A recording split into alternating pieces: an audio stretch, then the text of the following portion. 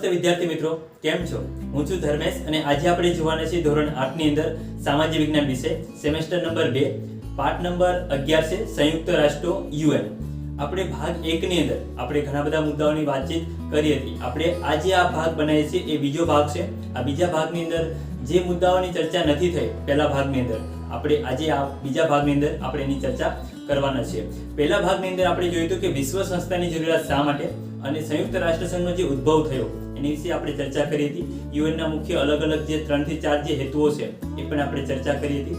સંયુક્ત રાષ્ટ્ર સંઘના જે અંગો છે એ 6 અંગો વિશે આપણે ટૂંકમાં માહિતી મેળવી હતી. ત્યાર પછી જે સૌથી મોટું જે અંગ છે સામાન્ય સભા જનરલ એસેમ્બલી છે, એના વિશે આપણે ટૂંકી માહિતી પ્રાપ્ત કરી હતી. અને ત્યાર પછી જે બીજું જે અંગ છે આજે આપણે એના વિશે ચર્ચા કરવાના છે. તો ચલો આપણે બીજું અંગ જોઈએ.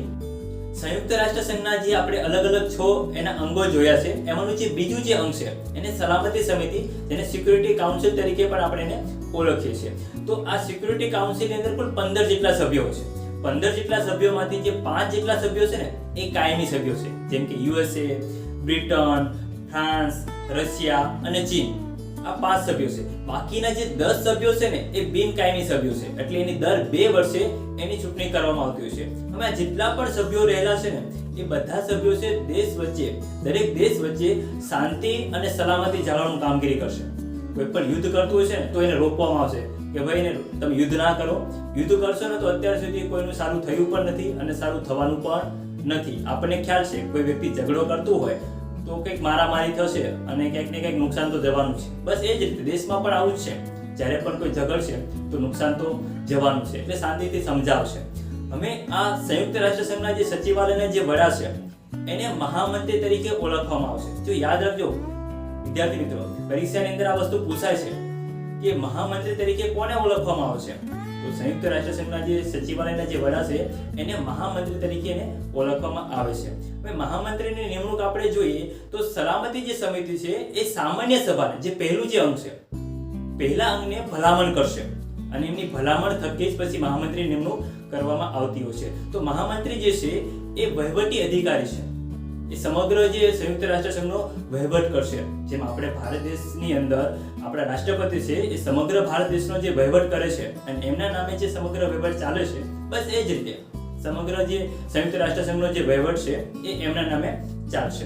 ત્યાર પછીનો જે મુદ્દો આવે છે એ વીટો એટલે શું. જો અહીંયા સલામતી સમિતિની અંદર કુલ 5 જેટલા સભ્યો હતા. એ કેવા હતા? કાયમી સભ્યો હતા. બરાબર છે? એ કાયમી સભ્યો છે.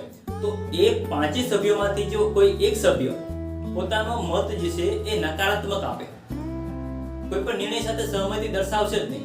હવે જ્યારે સહમતિ ન દર્શાવે ત્યારે એ હકને એને આપણે શું ગણવામાં આવશે? એ જે મતને આપણે શું ગણવામાં આવશે? વીટો પાવર, જેને નિષેધાધિકાર અથવા તો વીટો પાવર તરીકે પણ આપણે ઓળખવામાં આવે છે. ત્યાર પછીનો જે આગળનો જે મુદ્દો છે એ સંયુક્ત રાષ્ટ્ર સંઘની જે વિશેષ સંસ્થાઓ.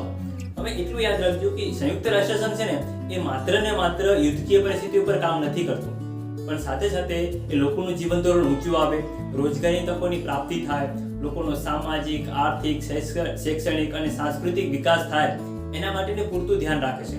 એના માટે મહત્વનું કાર્ય છે. બરોબર છે? તો યુએસએ જે છે એ એની સાથે કેટલીક સંસ્થાઓ જોડાયેલી છે. કઈ સંસ્થાઓ જોડાયેલી છે એ તમારા પાના નંબર 89 ઉપર તમને આપેલું છે. તમે જોઈ શકો છો, અહીંયા પર તમને ચિત્ર દેખાય છે. તો આપણે આ દરેક સંસ્થાઓ વિશે વિગતવાર રીતે જોઈએ.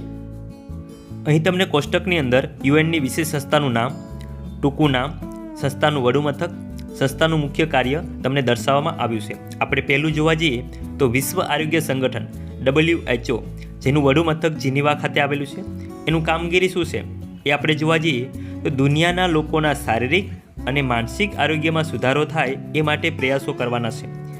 બીજું જે છે યુનેસ્કો, એનું વડું મથક પેરિસ છે. દુનિયાના વિવિધ દેશો વચ્ચે શૈક્ષણિક, વૈજ્ઞાનિક અને સાંસ્કૃતિક ક્ષેત્રોમાં પરસ્પર સહકાર સાધવો. ત્યાર પછી ત્રીજું જોવા જઈએ તો આંતરરાષ્ટ્રીય મજૂર સંગઠન ILO, જેનું વડું મથક જીનીવા ખાતે આવેલું છે. માલિકો દ્વારા કામદારોનું શોષણ ન થાય, યોગ્ય વેતન પ્રાપ્ત થાય તે માટે પ્રયત્નો કરવાના છે. ત્યાર પછી આગળ જોઈએ યુનિસેફનું વડું મથક ન્યૂયોર્કમાં આવેલું છે. બાળકોના જીવનની ગુણવત્તા સુધરે, યોગ્ય અને પોષણક્ષમ આહાર પ્રાપ્ત થાય એવા બાળ કલ્યાણના કાર્યક્રમો યોજવાનું છે. આગળ આપણે જોવા જઈએ તો ખોરાક અને કૃષિ સંગઠન FAO રોમ ખાતેનું વડુ મથક આવેલું છે. વિશ્વમાં અન્નનું ઉત્પાદન વધે અને કૃષિનો વિકાસ થાય એવા પ્રયાસો કરવાના છે. ત્યાર પછી વિશ્વ બેંક IBRD વોશિંગ્ટન ખાતે એનું વડુ મથક આવેલું છે. વિશ્વયુદ્ધ દરમિયાન ખુવાર થયેલા એટલે જે દેશો વિશ્વયુદ્ધની અંદર જે હારી ગયેલા છે એની વાત કરેલી છે અહીંયા. તો તેવા દેશોના પુનઃનિર્માણ માટે ધિરાણ મતલબ લોન આપવી. વિકાસશીલ દેશોના વિકાસ તેમજ મહાનગરોના પ્રોજેક્ટ માટે ધિરાણ આપવું. મહાનગરો મોટા મોટા જે સિટીઓ હોય એના માટે પણ લોન આપવાની વાત અહીંયા કરવામાં આવી છે. આપણે સંયુક્ત રાષ્ટ્ર સંઘની જે અલગ અલગ જે સંસ્થાઓ છે એ સંસ્થાઓ વિશે આપણે વાતચીત કરી. હવે એ દરેક સંસ્થાઓના તમારા પાઠ્યપુસ્તકની અંદર એના લોગો આપેલા છે, એના સિમ્બોલ આપેલા છે અને તમારે એનું અંગ્રેજીમાં નામ લખવાનું છે. તો આપણે લોગોને જોઈએ. અહીં તમને જે પ્રવૃત્તિ આપવામાં આવી છે એમાંનું જે પહેલું પ્રતીક છે એ યુનાઇટેડ નેશન્સ ઓર્ગેનાઇઝેશનનું છે. ત્યાર પછી બીજું પ્રતીક વર્લ્ડ હેલ્થ ઓર્ગેનાઇઝેશનનું છે. ત્રીજું પ્રતીક United Nations Educational Scientific and Cultural Organisation. ચોથું પ્રતીક ઇન્ટરનેશનલ લેબર ઓર્ગેનાઇઝેશન. પાંચમું પ્રતીક United Nations International Children's Emergency Fund. છઠ્ઠું પ્રતીક flag and International Court of Justice. સાતમું પ્રતીક International Bank of Reconstruction and Development. આઠમું પ્રતીક United Nations Industrial Development organisation.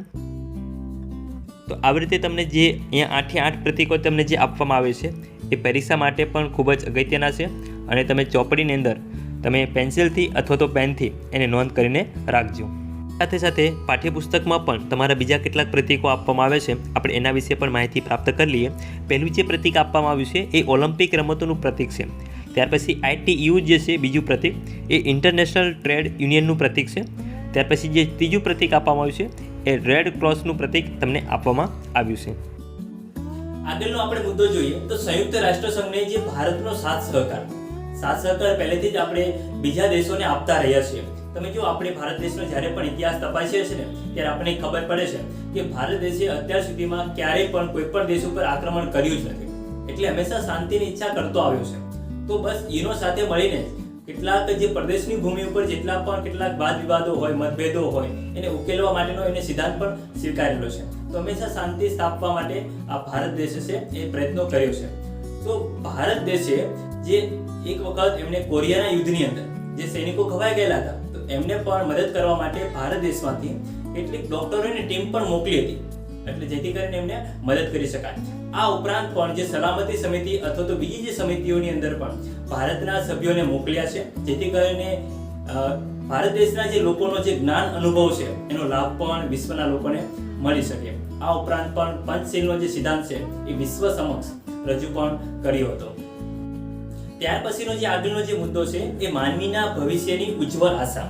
હવે જો બધા વિશ્વના બધા દેશો ભેગા થઈ જાય ને અને નક્કી કરે કે ચલો આપણે કોઈ પણ પ્રકારનું યુદ્ધ જ નહીં કરીએ, આપણે જે મોટા મોટા શસ્ત્રો પાછળ જે લાખો રૂપિયા કરોડો રૂપિયાનો જે ખર્ચો કરીએ છીએ ને એ આજથી બંધ કરી દઈએ. જો એ શસ્ત્રો પાછળનો જે ખર્ચો ઘટાડી દેવામાં આવશે ને અને એ જે ખર્ચો એની પાછળથી જે લોકોને મદદ કરવા માટે જો ખરેખર વાપરવામાં આવશે ને તો ખરેખર દેશનો જે વિકાસ છે ને એ ખૂબ જ સારો એવો થશે અને વિશ્વની અંદર છે ને શાંતિ સ્થપાઈને રહેશે.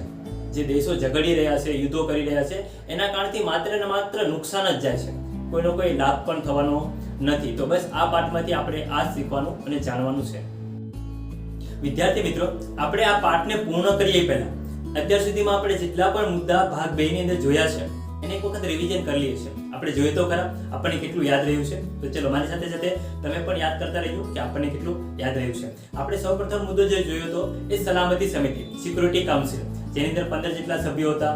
મહામંત્રીને આપણે વાત કરી હતી. ત્યાર પછીનો જે બીજો મુદ્દો છે એ વીટો એટલે શું, વીટો પાવર કોને કહેવાય છે.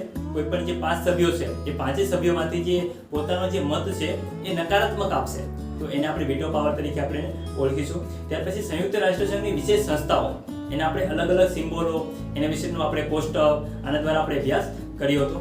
ત્યાર પછી સંયુક્ત રાષ્ટ્ર સંઘને ભારતનો સાથ સહકાર, ભારતે સાથ સહકાર આપ્યો છે કોરિયાના યુદ્ધની અંદર પણ જે સૈનિકો જે ઘવાયેલા છે એની આખી એને મદદ કરવા માટે થઈને ભારતે ડોક્ટરોની ટીમ પણ મોકલી છે. આના વિશે પણ આપણે જોઈ ગયા. ત્યાર પછી માનવીના ઉજ્જવળ ભવિષ્યની આશા, માનવીનું જે ભવિષ્ય જે છે સારું બને, દરેક દેશો શાંતિથી રહે એના માટેનો જે પ્રયત્ન કરવામાં આવશે આના વિશે પણ આપણે વાતચીત કરી ગયા હતા. મને આશા છે કે તમને દરેકને આ વિડીયો પસંદ આવ્યો હશે. જો તમને પસંદ આવ્યો હોય તો તમે લાઈક કરો, શેર કરો અને સબસ્ક્રાઇબ કરો, જેથી કરીને તમને આવા વિડીયોની નોટિફિકેશન તમને મળતી રહે. જય હિન્દ.